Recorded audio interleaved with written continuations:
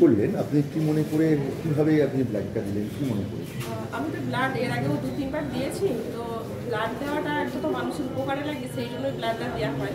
তো যেহেতু শুনলাম যে এখানে তো ব্লাড ডোনেট করা হচ্ছে, গত 2 বছর হলো ব্লাড কোথাও ডোনেট করিনি। তো শোনার পরে মনে হলো যে দিয়ে আসি কোনো না কোনো ব্লাড দিলেন, ডোনেট করলেন।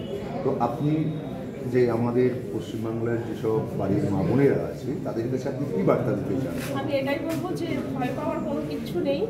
আর আমরা কীভাবে টেনশনেতে একটু নার্ভাস হয়ে যাই, তাই ভাবি হয়তো ব্লাড দিলে কোনো কিছু সমস্যা হতে পারে, কিন্তু না, এটা শুধুমাত্র মনের ওপর নির্ভর করে। যার মনের জোর থাকবে সে নিশ্চিন্তে দিতে পারে, কোনো অসুবিধে নেই।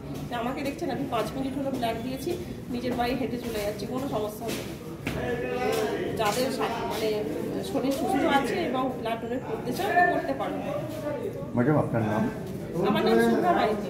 বাড়ি আপনি যে এই আজ যে বাংলা যে মাতৃদিবস, যে আন্তর্জাতিক মাতৃভাষা দিবস, সেই উপলক্ষে যে আপনি যে উদ্যোগটা নিয়েছেন এই ব্লাড ডোনেশন ক্যাম্প, এবং অভিনব একটা উদ্যোগও তার সাথে দেখলাম যে প্রত্যেক রক্তদাতার হাতে আপনি হেলমেট তুলে দিচ্ছেন, এই বিষয়ে আপনি কি বলবেন? আন্তর্জাতিক মাতৃভাষা দিবস 1952 সালের এই দিনটিতে রফিক, জব্বর, বরকতের মতন ভাষা শহীদেরা খুন হয়েছিলেন। পূর্ব পাকিস্তান, পশ্চিম পাকিস্তান তখন দুটি দেশ ছিল, একটি দেশ ছিল, কিন্তু সেখানে বাংলাদেশ যেটি বর্তমানে, সেখানে বাংলা ভাষার কোনো স্বীকৃতি ছিল না, সমস্ত কাজ উর্দু ভাষাতেই হতো।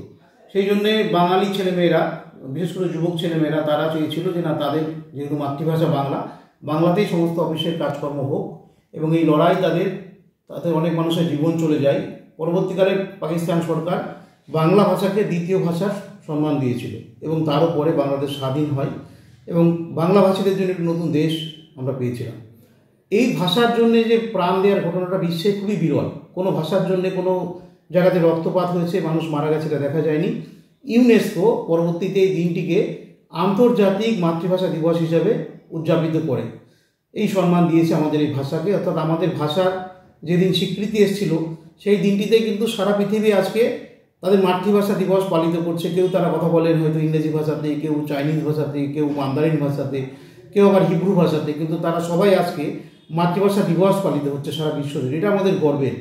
ভাষার জন্য যেহেতু তাদের প্রাণ গেছিল, রক্ত ঝরেছিল, আমরা এই জন্যই আজকের দিনটিতে রক্তদান শিবিরের আয়োজন করেছি এবং 120 জন রক্তদাতা রক্তদান করেছেন।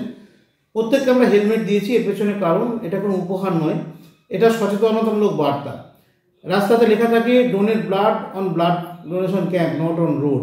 অর্থাৎ আমরা রক্তদান করব রক্তদান শিবিরে, রাস্তাতে নয়, রাস্তায় রক্তপাত করব না। সেই বার্তা দেওয়ার জন্যই রক্তপাত নয়, রক্তদান করুন।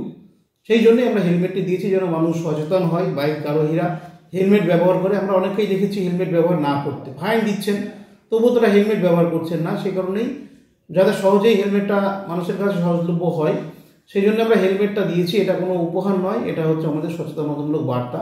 বিগত মাসে আমরা প্রায় 1000 হেলমেট বিলি করেছিলাম পথ নিরাপত্তা মাস জুড়ে।